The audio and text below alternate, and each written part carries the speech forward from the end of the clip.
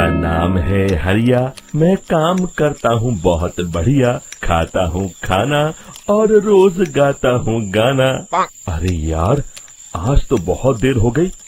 इस खतरनाक जंगल को देखकर तो मेरे हाथ पैर ठंडे हो गए हैं। अगर मैं वक्त पर गांव नहीं पहुंचा तो मालिक बहुत नाराज हो जाएंगे। तभी हरिया को एक आवाज सुनाई देती है। सुनिए हरु जी। अरे, ये आवाज किसने दी? तभी हरिया को सामने कुछ दूर एक औरत खड़ी दिखाई देती है। अरे भाई, ये औरत अकेली इतनी रात को इस जंगल में क्या कर रही है? चलकर पूछना पड़ेगा। फिर हरिया अपनी बैलगाड़ी उस औरत के सामने लाकर रोक देता है और उससे पूछता है। अरे सुनिए, आप इतनी रात को इस खतरनाक जंगल में अकेली क्या कर रही हैं? तभी वो औरत मीठी आवाज में कहती है, अरे हरु जी, आप आ गए। मैं कब से आपका इंतजार कर रही थी। वैसे तो यहाँ से काफी लोग गुजर चुके हैं, लेकिन मैं खास आपका इंतजार कर रही थी। अच्छा, तुम सच कह रही हो? मुझे तो यकीन नहीं हो रहा है। वो क्या है ना, आज तक किसी ने मुझसे इतने प्यार से बात नहीं की। हाँ हाँ हरु जी, मैं सच कह रही हूँ। अब देर मत करिए और जल्दी से मुझे मेरे घर तक छोड़ दीजिए। हाँ हाँ, कौन सी बड़ी बात है, अभी छोड़ देता हूँ। आप मेरे पीछे बैलगाड़ी में बैठ जाइए और मुझे रास्ता बताते चलिए। फिर वो औरत हरिया की बैलगाड़ी में बैठ जाती है और हरिया बैलगाड़ी हाँकता हुआ आगे चल पड़ता है। फिर उस औरत के बताए हुए रास्ते पर चलते चलते हरिया बैलगाड़ी लेकर एक काली गुफा के आगे आकर रुक जाता है। हरिया उस औरत से पूछता है, हाँ देवी जी, आपका घर कहाँ है? यहाँ तो एक गुफा के अलावा और कुछ नहीं है। तभी अचानक वो औरत हवा में उड़ने लगती है। देखते ही देखते उसका सुंदर रूप एक डरावनी चुड़ैल में बदल जाता है और वो जोर जोर से हंसती है। अरे तू तो एक नंबर का बेवकूफ निकला। तू तो बड़ी आसानी से मेरी बातों में आ गया। अरे मर गया रे, ये तो एक चुड़ैल है। हे भगवान बचा ले, ये तो बड़ी डरावनी दिखाई दे रही है। और फिर अगले ही पल हरिया की बैलगाड़ी में रखा सारा सामान हवा में उड़ता हुआ उस काली गुफा के अंदर चला जाता है और वो चुड़ैल भी उस गुफा के अंदर जाकर कहीं गायब हो जाती है। हरिया ये नजारा देख बुरी तरह घबरा और परेशान हो जाता है। अरे, ये चुड़ैल तो मेरा सारा सामान लेकर गुफा में गायब हो गई। अब क्या होगा? अगर मैं गांव खाली हाथ गया तो मालिक मेरी अच्छी खबर लेंगे। मेरी इस बात का कोई यकीन भी नहीं करेगा। फिर आखिर वही हुआ। हरिया के मालिक चंपक सेठ को हरिया की किसी भी बात पर रत्ती भर भी यकीन नहीं हुआ। चंपक सेठ को लगा हरिया झूठ बोल रहा है और उसने ही लालच में आकर सारा सामान हड़प कर लिया है। फिर हरिया को बेईमान समझकर चंपक सेठ उसे काम से निकाल देता है।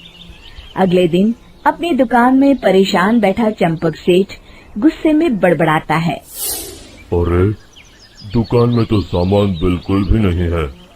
अब मुझे ही शहर जाकर सामान लाना होगा।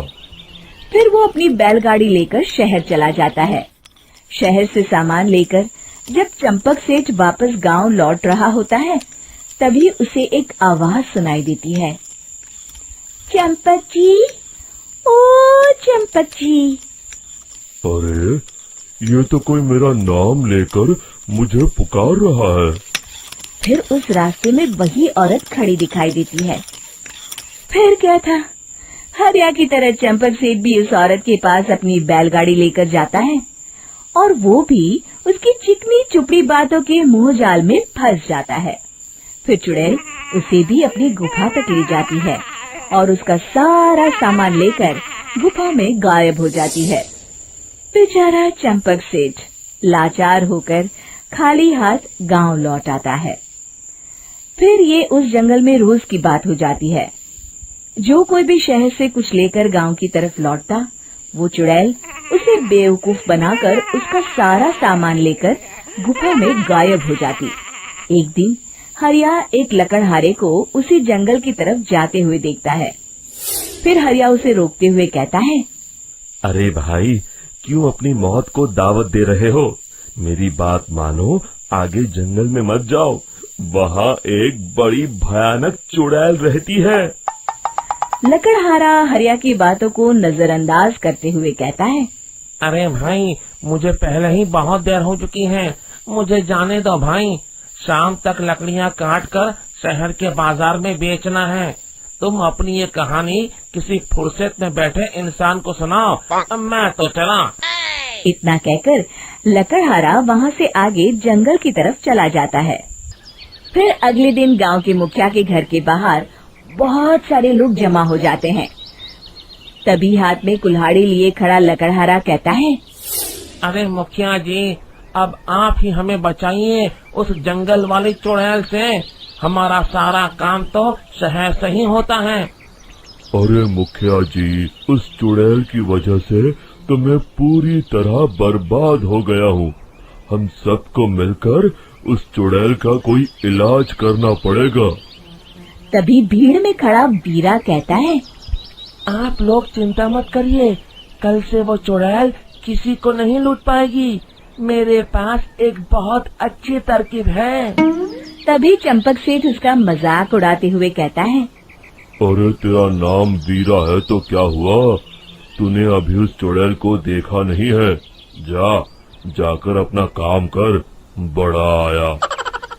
तब मुखिया जी कहते हैं, नहीं नहीं चंपक सेठ, मुझे लगता है हमें इस लड़के को एक मौका देना चाहिए। फिर सभी गांव वाले मुखिया जी की बातों से सहमत हो जाते हैं और वीरा शाम को एक बैलगाड़ी में कुछ सामान लादकर उस जंगल की ओर चल देता है। वीरा, ओ वीरा, कहाँ जा रहा है? तभी वीरा मुड़ के देखता है, वही चुड़ैल एक औरत के रूप में खड़ी है। अरे बहन जी, मैं आपको ही ढूंढ रहा था। देखिए, मैं आपके लिए क्या लाया हूँ। अरे वाह, तो खुद मेरे लिए इतना सामान लाया है। तू ही अकेला गांव में समझदार है। जरा देखो, मैं भी खोल के, बड़े भूख लगी है। जैसे ही चुड़ैल उस सामान पर से कपड़ा हटाती है, एक भगवान शिव की तेज रोशनी उसके अंदर मूर्ति से निकलती है और चुड़ैल अपने असली रूप में आकर जलने लगती है। अरे मैं जल रही हूँ, बचाओ! बचाओ! ओम नमः शिवाय, मर गई मैं! देखते ही देखते वो चुड़ैल राख के साथ उड़ जाती है और सभी गांव वाले भी वहां जाते हैं। शिक्षा बुराई पे सदा अच्छाई की ही जीत होती है।